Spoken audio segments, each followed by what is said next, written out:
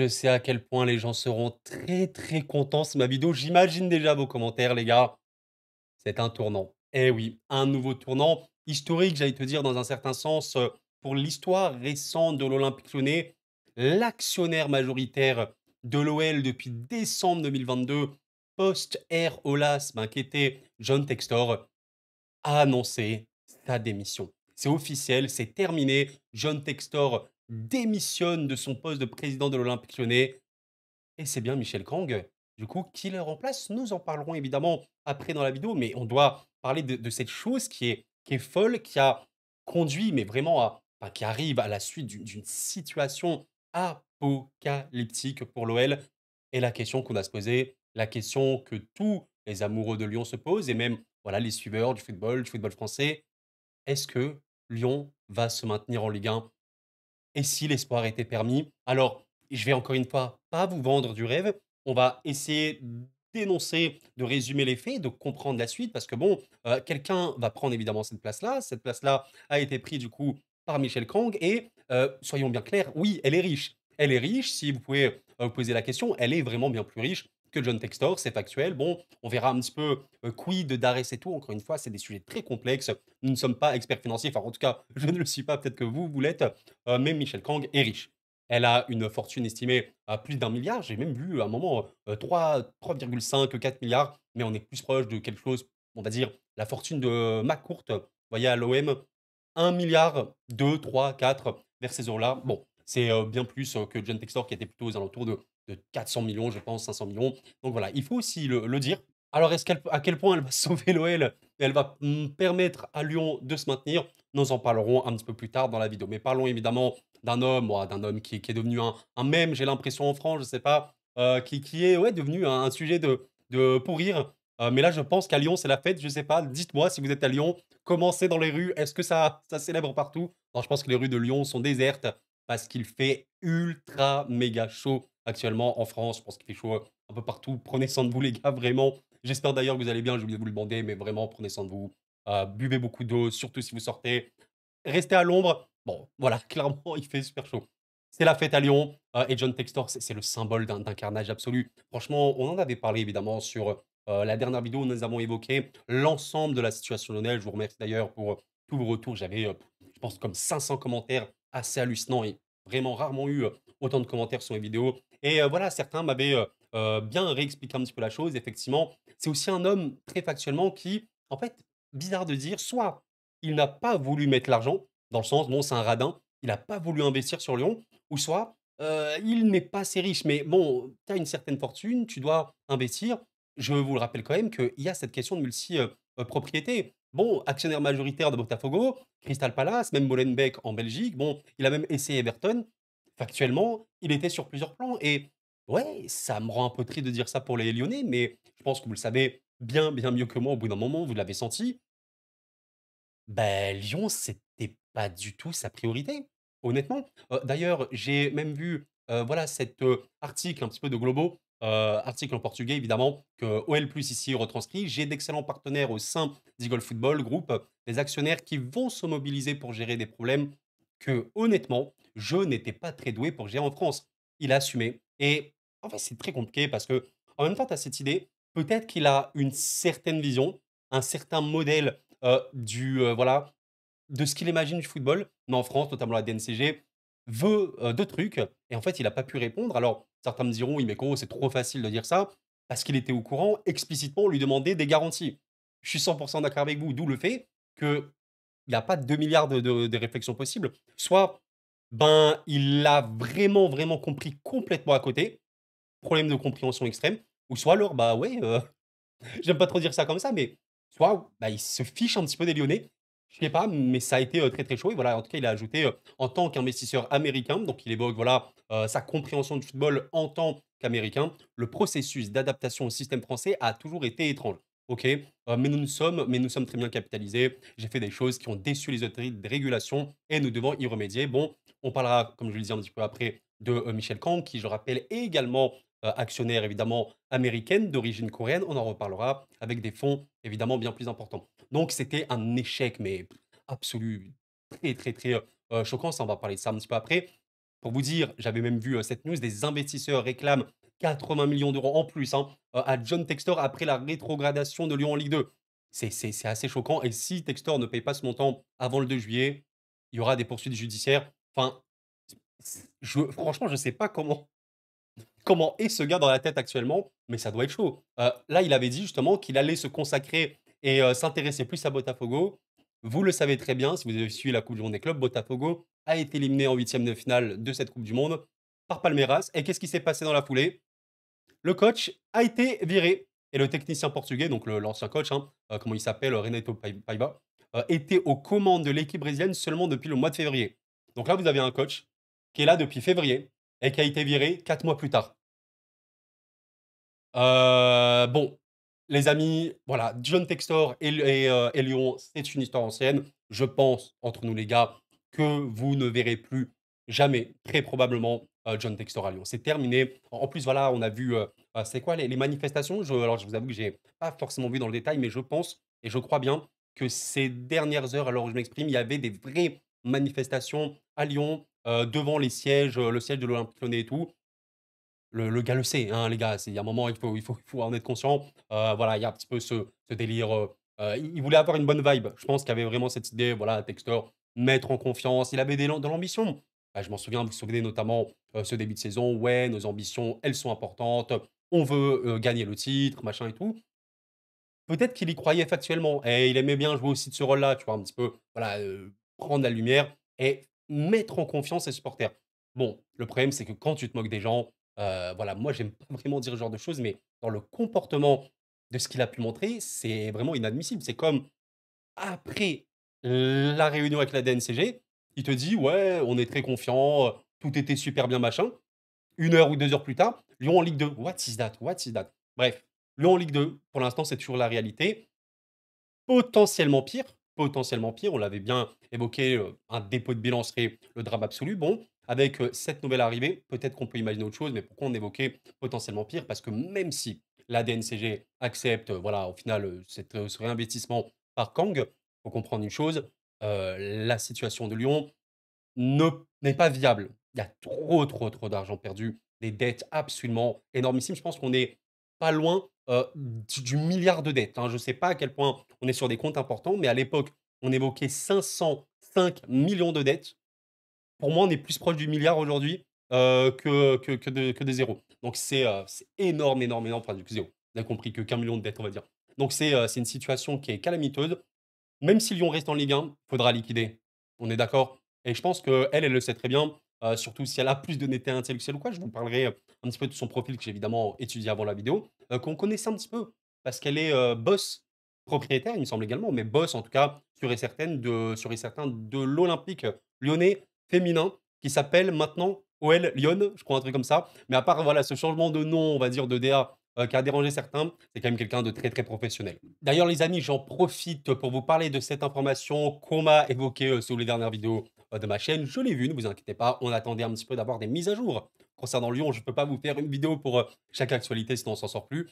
Mais oui, effectivement, Lyon jouera l'Europa League, mais uniquement si tu es en Ligue 1. Voilà, comme précisé, bah, très récemment, l'UEFA confirme sa décision. Si l'OL descend en Ligue 2, il n'y aura pas d'Europa League, même si, comme je vous l'ai dit, pour moi, Lyon, c'est pas Ligue 2, c'est soit le Ligue 1, soit c'est plus bas que la Ligue 2. Donc on va espérer vraiment pour les Lyonnais que ça se passe bien. L'instance dirigeante a également reporté, sa décision à propos du respect des règles de multipropriété à la suite de la vente des parts détenues par Textor à Crystal Palace. C'est un micmac, les amis, c'est vraiment cette question de multipropriété, elle fait du mal. Elle a fait beaucoup, beaucoup, beaucoup de mal à Lyon et ouais, en même temps, je me dis: «Tu sais, c'est un petit peu humain». Je suis pas là en train de défendre Textor, mais imagine, toi, tu as plein de projets. Tu as plein de projets sur la table, en l'occurrence, tu as des clubs de foot. Ben, peut-être que naturellement, ton investissement se concentre plus sur certains clubs par rapport à d'autres. C'est malheureux, mais c'est aussi une vraie, vraie question de multipropriété, à quel point ça peut être un cancer, factuellement, pour le football. Donc, ouais, écoutez, Lyon doit rester en Ligue 1 pour jouer l'Europa League. Maintenant, c'est très, très clair et oui, les parts, de Crystal Palace, je crois que c'est 40 millions. 40 millions potentiellement. Bon, on verra à quel point ça pourrait être injecté directement dans l'Olympique Lyonnais. Donc écoutez, on va quand même parler de Caen. On finit juste par, John Textor. Les amis, quel est votre message de fin? N'hésitez pas à me dire en commentaire que retenez-vous de John Textor, de son passage à Lyon? Bon, moi, voilà, je ne suis, pas supporter de l'Olympique Lyonnais, mais ce que je vois d'extérieur, mon feeling et sans donner de verdict pur et dur, parce que je ne connais pas la situation évidemment au sein du club, mais de loin, reculé en tant qu'observateur du foot français, j'ai l'impression d'avoir vu un homme qui prenait la situation trop à la légère. Tu vois, un petit peu comme quand, ouais, je sais pas, tu as une échéance importante, tu es en mode: «Ouais, ça va, ça va, ça va» et au final, tu te retrouves échec complet, tu es sanctionné et bah, le ciel tombe un peu sur ta tête. J'ai eu un peu eu ce sentiment.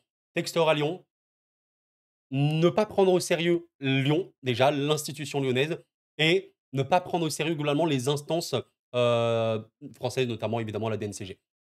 J'y ai vu beaucoup trop de nonchalance et ça a vraiment causé des torts absolument dramatiques, à Lyon. Évidemment, nous avons déjà évoqué la fin des Rolas qui fut très, très compliquée, on le sait très bien. On retient quoi de du coup de Hector, vous me dites? On lui dit quoi? Bon vent quand même? Bon, je pense que beaucoup de Lyonnais vont pas lui dire bon vent, mais je pense que beaucoup seront extrêmement heureux de ne plus le voir à Lyon et rassurez-vous, c'est terminé. Textor et Lyon, vous le verrez. Maintenant, il ira, je pense, voilà, Botafogo, peut-être, Palace. Bon, je pense Palace, c'est terminé aussi. Molenbeek, je sais pas trop, mais à minima à Botafogo. Et du coup, évidemment, le sujet qui intéresse le plus les Lyonnais et même, voilà, les observateurs, l'avenir de Lyon et il sera notamment, décidé, j'allais te dire, pas complètement par elle, mais en tout cas dirigé par cette personne, Michel Caen, qui devient, de ce que j'ai lu, hein, la première femme présidente d'un club de football français masculin, professionnel évidemment. Donc c'est, voilà, quelque chose de nouveau. Mais bon, voilà, que tu sois homme ou femme, je pense que tu peux être professionnel, il y a absolument aucun problème là-dessus. C'est une personne qui est riche factuellement, une fortune personnelle estimée à 1,2 milliard de dollars. Alors on est, proche, comme je vous l'ai dit, de quelqu'un comme, Franck McCourt, que vous connaissez, comme étant le boss de l'Olympique de Marseille, qui a une fortune, je pense, d'1 milliard, 1,4 milliard. Donc c'est relativement équivalent. On sait que McCourt a pu investir, réellement dans l'Olympique de Marseille. Il a réellement, voilà, voulu, faire stabiliser le club, le faire grandir. Bon, on verra à quel point ça peut être possible. Là, ce qu'il faut, c'est clairement injecter pour la DNCG. Il y a eu, ben, aussi, vous savez, cette, renommation, j'allais te dire, de l'Olympique Lyonnais féminin qui s'appelle aujourd'hui OL Lyon. Bon, je crois que c'était une, volonté pour le club de se détacher, pour être un petit peu en mode indépendant, sans cracher sur l'identité, lyonnaise. Mais voilà, on le sait très bien, OL féminin, c'est un club qui a roulé sur le football, j'allais dire, français, mais même sur le football mondial. C'est un des plus grands clubs de l'histoire, le football féminin. Voilà, il y a aucun débat là-dessus. Bah, c'est elle, la boss et voilà, elle est considérée, de ce que j'ai pu voir comme une personne qui est, vraiment dans le progressisme, dans la modernisation aussi des clubs de football, dans cet aspect, économique, voilà, avancé. Donc porté quand même sur l'avenir, ça change quand même de Textor, on le sait bien et elle a fait fortune notamment par rapport à la tech santé. OK, ça, il faut le comprendre. Donc ça peut être une bonne idée et apparemment, de ce qu'encore une fois j'ai pu lire et comprendre, là vraiment on est, sur les tout débuts de cette affaire-là. C'est une personne qui n'hésite pas à investir, et qui a cette idée, comme je vous l'ai dit, de modernisation, de vision. Bon, ça peut quand même rassurer, j'allais dire les Lyonnais dans un premier temps, mais la DNCG, je vous prends la chose suivante. Bon, elle vient avec, j'ai oublié de le dire, je vais quand même l'évoquer évidemment. Elle sera notamment épaulée par, Michael, j'espère que je le prononce bien, Gerlinger, qui devient lui directeur général du club. Il est notamment passé par le Bayern, mais, un professionnel qui a globalement eu des très bonnes gestions au niveau financier. Bon, bah, écoutez, vous avez un combo qui peut passer. Enfin, je vous prends la situation suivante. Évidemment que Lyon va repasser, par la DNCG avec l'appel qu'ils ont pu, notamment avoir. Bon, si le discours, il est très, très clair: «Je vais investir de l'argent maintenant, cash, truc», bon, ça peut vraiment le faire et c'était la seule possibilité. C'est un petit peu ce qu'on évoquait dans les dernières vidéos que j'ai pu faire ou que d'autres ont pu faire ou les journalistes. Il faut que quelqu'un de riche, voire de très, très riche vienne et dise: «Voilà de l'argent, il y en a, maintenant laissez-nous un petit peu reconstruire tout ça». Je le répète, je le répète, très, très important, pour les Lyonnais, là, ce qu'il faut penser, c'est pas forcément le mercato au niveau des arrivées. Ouais, allez, il y a une personne riche qui vient, on prend des 60-80 millions machin par-ci par-là. Bon, évidemment, là, j'abuse, hein, vous avez compris l'idée. C'est pas ça. Le but, c'est rester en Ligue 1. Après, on verra parce que, les gars, Ligue 1, c'est le moindre mal, c'est le minimum. C'est ce qu'il faut, c'est la survie du club qui en dépend. La Ligue 1, OK? Mais on le sait bien, personnellement, je ne m'attends pas si, bah, cette personne notamment sauve l'OL, avec Gerlinger, OK. Gerlinger, j'ai déjà oublié son nom, Gerlinger, pardon. Si elle arrive à investir et du coup pouvoir injecter, et que le club est en Ligue 1, je m'attends pas à ce que Lyon joue le titre l'année prochaine. Je m'attends pas à ce que Lyon joue le top 3 l'année prochaine, parce qu'il y a une masse salariale à dégager. Il y a des transferts qui ont fait beaucoup de mal. Comme je l'avais évoqué, un transfert crédible, Niakhaté. Niakhaté, ça fait beaucoup de mal. Un des transferts les plus importants de l'histoire de l'Olympique Lyonnais, un des salaires les plus importants également, c'est trop, c'est pas possible. Donc il faut liquider. Il faut vendre des joueurs, il faut réduire des salaires et je pense que Lyon sera quand même très encadré, très factuellement. Parce qu'évidemment, elle ne peut pas arriver et balancer, 500 millions comme ça, évidemment, ça ne marche pas du tout comme ça, vous le savez très bien. Donc c'est l'objectif et après reconstruire tranquillement. Gérer les dépenses, arriver à recréer quand même cet, engouement autour de Lyon et voilà, recruter aussi intelligent.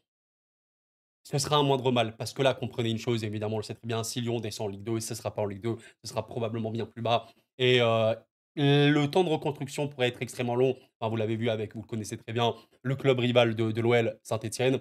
Bah, Saint-Étienne est remonté en Ligue 1, ils sont redescendus. Très factuellement, Saint-Étienne a du mal.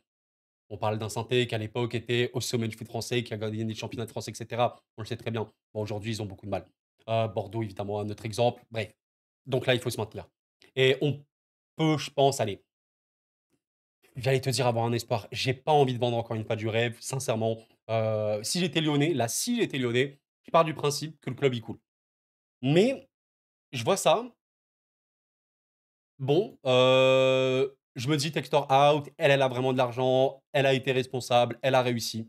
Elle a factuellement vraiment bien réussi.